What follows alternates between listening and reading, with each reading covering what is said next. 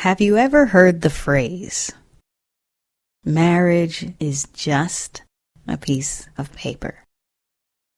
Well, in this dialogue, I am here to contest that notion, because the more phrases are stated as if they're truth, the more people think that that's the normal way of seeing life, and then it just becomes a standard. So in this dialogue, my goal is to counter that belief system and hopefully provide a newer vantage point. Because, we don't have to hate paper, neither do we have to hate marriage. Of course, this is a pro-marriage platform and a pro-marriage dialogue, so bear that in mind as I share my views. I contest the sentiment that paper doesn't matter, and I also contest even the sentiment that a piece of paper doesn't matter. Because, for example, a piece of paper could be used to put gum into it, rather than putting gum under a table or under a chair, or even just throwing it in the trash, which can be not as hygienic, but also something that could cause stickiness.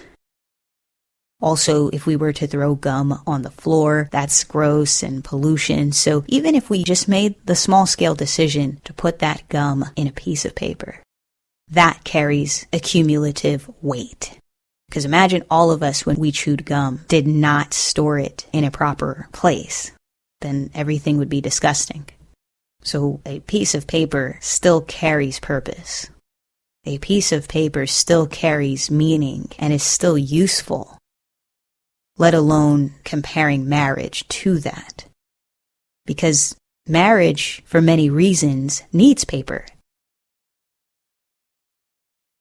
According to American Forest and Paper Association, its article entitled The History of Paper, it states, before paper as we know it existed, people communicated through pictures and symbols carved into tree bark, painted on cave walls, and marked on papyrus or clay tablets. About 2,000 years ago, inventors in China took communication to the next level, crafting cloth sheets to record their drawings and writings. And paper, as we know it today, was born. And according to this article entitled Paperwork Through the Ages, The History of Documentation in the Workplace, from paycom.com, it states, as civilization entered a more modern era, the business world as we know it took shape. A world of job applications, timesheets, expense reports, and tax forms. In post-war America, business boomed, along with population, but paper documents remained physical objects, taking up a large amount of space on desks and in file cabinets. Enter the mainstream computer. The world of paper documents, it was disrupted by fast-changing computer technology. Two game changers still very much with us, the Adobe PDF and the electronic signature, made their initial appearance in the 1990s. Perhaps the last revolution in workplace documentation, the digital revolution, is still underway. After all, 82% of businesses remain paper-based, according to BizTech magazine. While physical documents could have conceivably become obsolete by now, old-fashioned paper remains a constant presence in many corporate environments. In summary of the first article, paper, even before it was paper, was conceptualized in clay tablets, papyrus, walls. We used oral storytelling historically, but writing down the words that we say is a more efficient way of storing that information, which is why people had to move forward from walls to paper, and then paper became the foundation in the digital space. And then what's very interesting is how in the second article it said paper is still very useful in 82% of businesses, even in this modern era. And this second article was written in 2020. So even in this modern age, paper is still a huge resource for us as humankind. Organizing information, not having the idea in our head where it's jumbled, being able to properly cite information, being able to properly source and compartmentalize information. I would think that's profoundly better than just oral storytelling, for example, or hearsay and gossip, things being lost in translation. I mean, it's like the telephone game I had to play in elementary school. We're in a circle, and we all have to whisper into each other's ears what the teacher stated. By the time it gets back to the teacher, it's not even what she stated. So rather than having something without any order, structure, we need to put information in an organized fashion. So that's just, in my interpretation, some of the benefits of paper. And guess what? I'm sure there are so many more.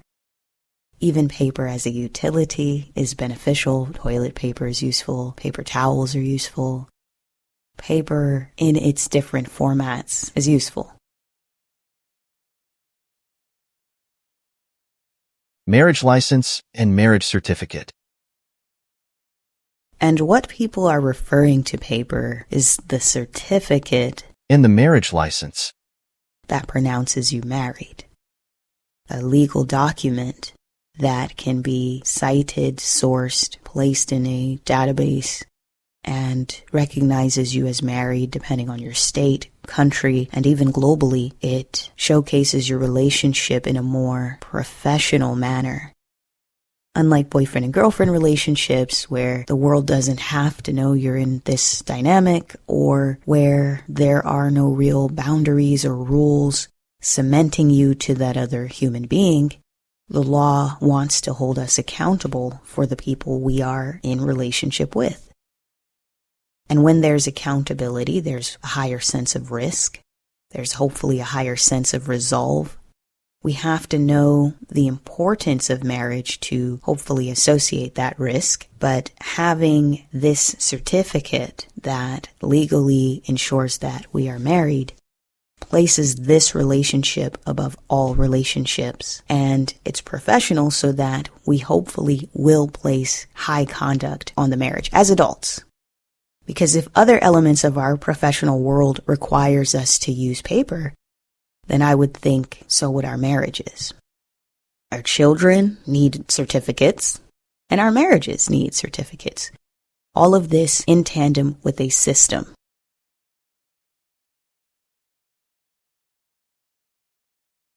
And as adults, being a part of an infrastructure protects us, it protects our children, it protects the sanctity of society.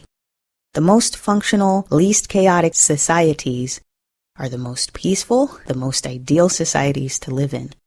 And they're going to require paperwork, whether it's applying to a particular school, etc.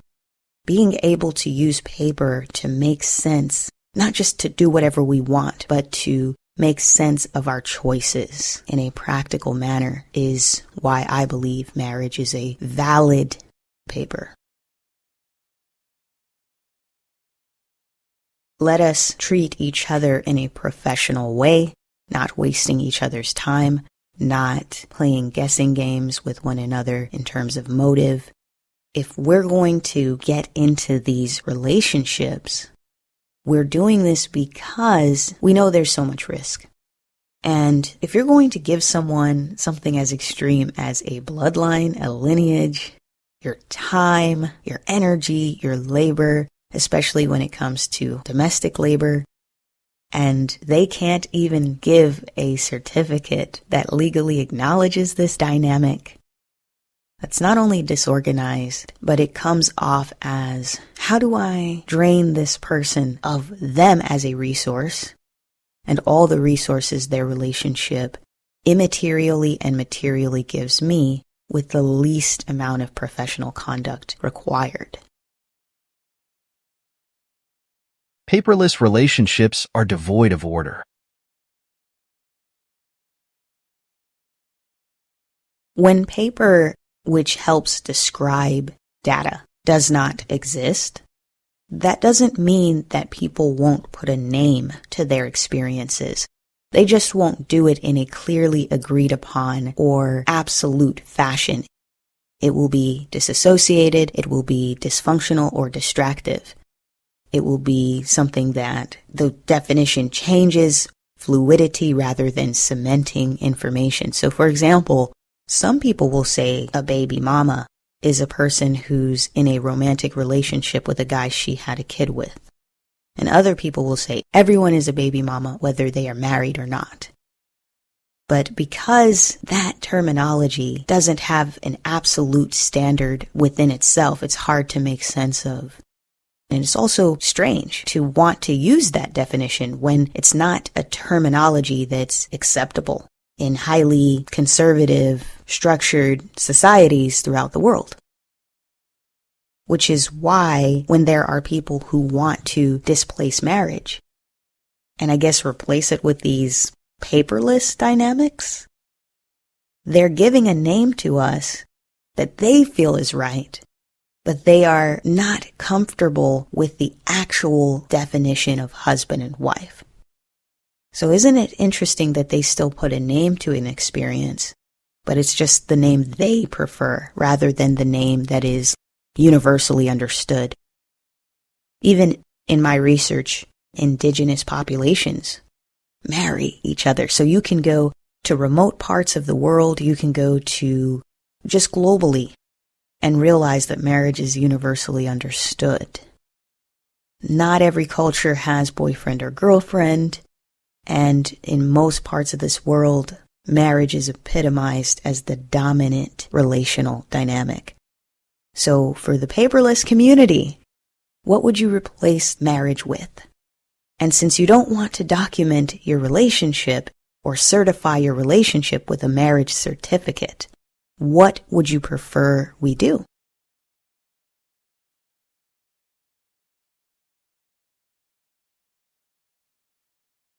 The thing that people are saying is a piece of paper is the marriage certificate. But if I do not obtain a marriage certificate, how would I define my relationship? Would I define it as boyfriend and girlfriend, which there are no legal protections for, baby mama, baby daddy, which is not a professional wording of my relationship to this other person, especially when vulnerable offspring are involved? I would rather dignify myself, my partner, and my child than to refer to them as baby daddy or myself as baby mama. I want to put an identity to this dynamic and not just have it tied to whimsy or folly. I would like it to be associated with something that I took the time to think about. When we want to document words and definitions, we put it on paper, and then we tie it to a firm system that knows how to label our dynamics. So what someone else would say is, we're passively dating. Another person would say, well, maybe we're seriously dating. But having a system that says, no, this is what your relationship is referred to as, it regulates us.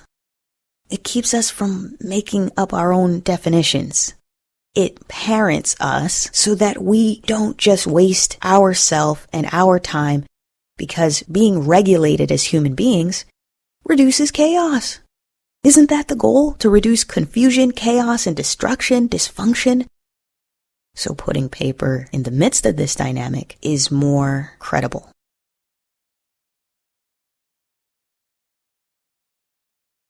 You don't want to cement, properly document. Don't you want credibility? Don't you want to certify the dynamic you're in, to set it apart and organize and put a name to your relationship? Because that's what paper does. But in all ways, we must be professional with other adult people, because it's such a risk for us to marry each other. It's such a risk for us to put our physical health on the line to produce families. So can we at least act like we care about the sacrifice that someone else made for us to be a part of our family, to make a family from scratch? Can we certify ourselves in a professional way as adults that this relationship we're in isn't just, quote, romantic. It isn't just, quote, tied to our feelings. This relationship is universally understood as set apart. This relationship is spousal. And we want to reverence the spousal relationship, hopefully above all other dynamics, by making it the only legalized romantic dynamic. And I'm sure there's many more benefits to certifying your marriage.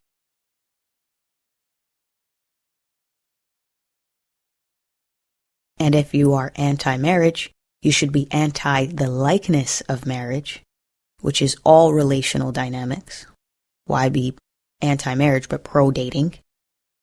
What's the point of dating someone in what is in the likeness of marriage, but without professionalism or respect, decency, and structure for their time and energy in the relationship you have? Plus, people in the anti-marriage sector are anti the paper, but then they'll have a baby.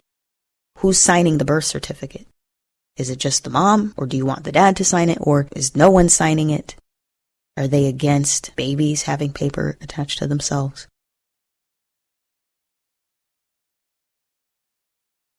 Are they against being part of organizations where they have to sign their name to paper?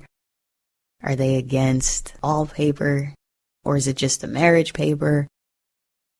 We should start referring to people that are not certified in their relationship as paperless relationships. So the paperless relationships, what are the risks attached to them? How would we define them? And since anything that is not marriage is simply put all other relationships, are you fiancés? Are you boyfriends and girlfriends? Are you sneaky links? Are you baby mamas? At least when it comes to paper relationships, there's a name usually attached, whether it's a profession or the nature of the dynamic. I think I'm going to choose a paper relationship. I'm pro-marriage, pro-paper, pro the marriage document, because I want to see a world that's structured, decent, and hopefully adult people not wasting each other's time. And a world where children have a higher likelihood of being born in a family structure. Keyword here, structure. I hope we can evolve from these primitive mind states and become more certified and adult and functional and making more sane values for the sake of the family structure, for the sake of a societal structure. Well, that is all I have for this specific video. Thank you so much for listening, and stay tuned for more.